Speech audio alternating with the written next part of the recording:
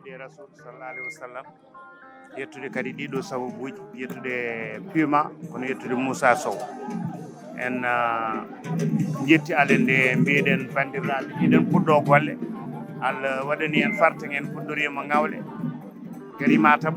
ha en jettima Diella hande woni dernière étape ɗum felti tan ko hono projet o fuɗɗima hankkadi heddi ko mobilisation bandiraɓe men ko awa koye liɗɗi kadi ɓe toppito ɗum no hannirta ni état uji goɗɗi jogorɗi arde ɗini kadi ɓe toppito ɗum no hannirta ni waɗa nafoore daña résultat ko ɗum tan woni ko ganduɗa ko ɗum jinnomi wadde comme ƴeeran faade bandiraɓe men ardina hen noon ko suɓalɓe c'est normal no toon no wiya ko maayo wiya ko awde liɗɗi donc subalɓe goni yeeso kono noon kadi subalɓene kadi pelliti hono yajnude rendude enen fof golle ɗe enen so wi enen fof ko dendagol fulɓe wonɓe dande maayi wonɓe jeeri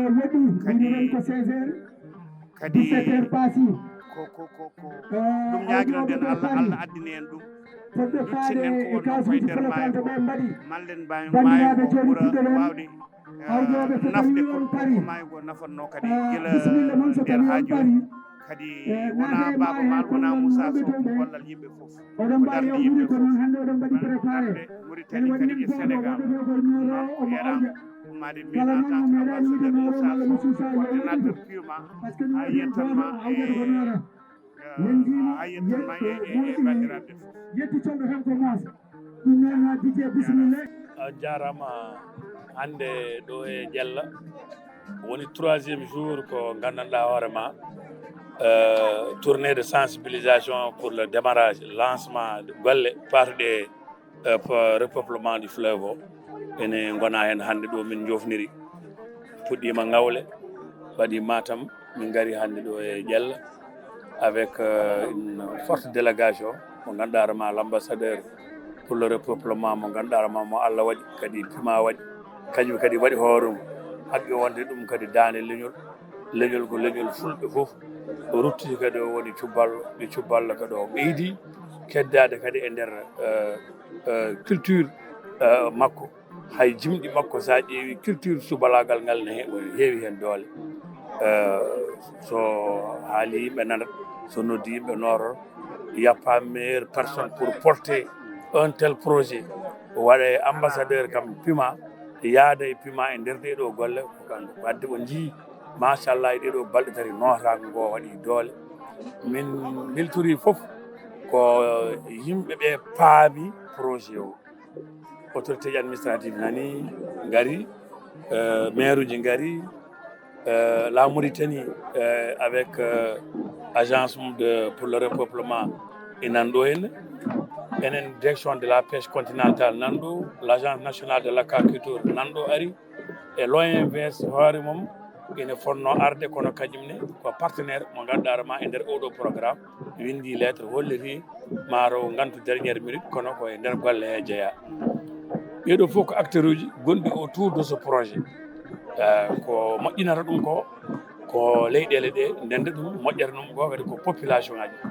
sa wi noon repeuplement des fleuves et des plans d'eau naturels firti ko maayo ngo kañum woni hakkude men e Mauritanie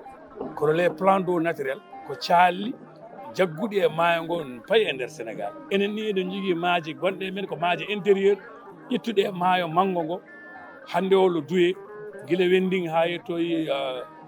au niveau donc de Fanay ko maayo woni ɗon ngalanka en nanɗo e goɗɗum caalli mawɗo hande o sa wi ɓaleeru ko cangol sa wi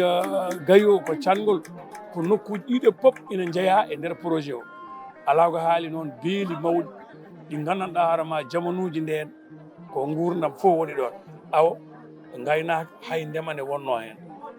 hande oɗo projet noon paruɗo e repeuplement et des plans d'eau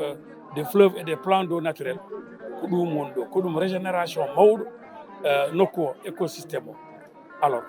beeli mawɗi walla calli mawɗi joni natti wadde ndiyam 12 mois sur 12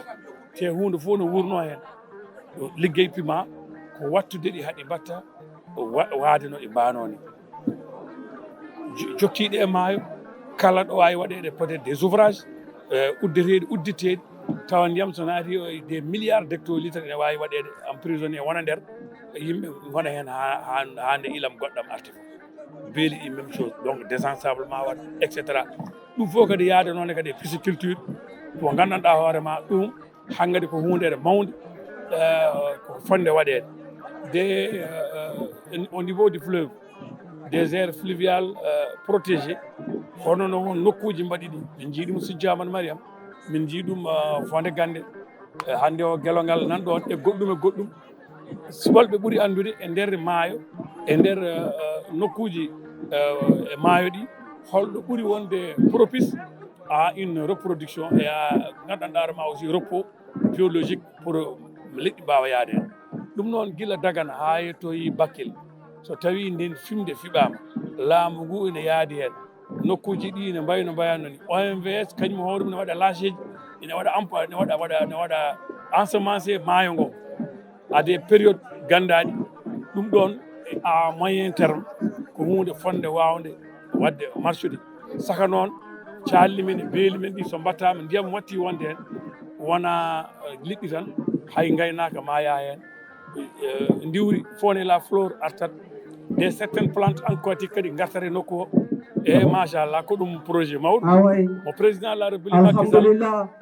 no mbiɗen ni ko aadi bilaji saladadi ɓuuri firtiɗaji o itti kadi o totti ɗum subal babamal e lottade o wi ko yoɓe dardo e subal hakkude makko e ko ƴella kañumen woni palentade maayo hoore kewɗen e daani dariɓe e maayo kono projet o kadi ko yimɓe fof nawori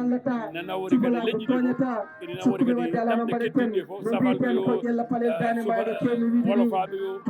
soniɓeɓe yo et cetera arɗo to ƴella palentade maayo ɗeɗon golle noon bandiraɓe golle sehilaɓe tiiɗe ko yooni ala e daranam ko hakkude las babamal e lottade leñol e notre ami e grand frère le Moussa Sow le directeur de Pima hande kadi ko ñalɗi pilal ko ñalɗi aada kono ko mbiɗen ko holnoon kala mo meeɗa yiɗi cubalade yo ardara ɗeɗo laaɗe bandiraɓe ngare daare ɗeɗo laaɗe ngare daare cubalagu mbimi kala mo ala cubbal yo arɗo kala mo ala cubbal yo arɗo ngare ɗum ɗo ngare ɓeɗo sukaɓe la ilaha illallah la ilaha illallah écloserie oh ana mbaɗa ɗon pour yimɓe ɗon e kadi ɓe mbaɗat écloserie ji e dande maayo nde fof ɓe boutique à poisson koye nder programme o jeeya machallah ɗum yaaji ko golle kewɗe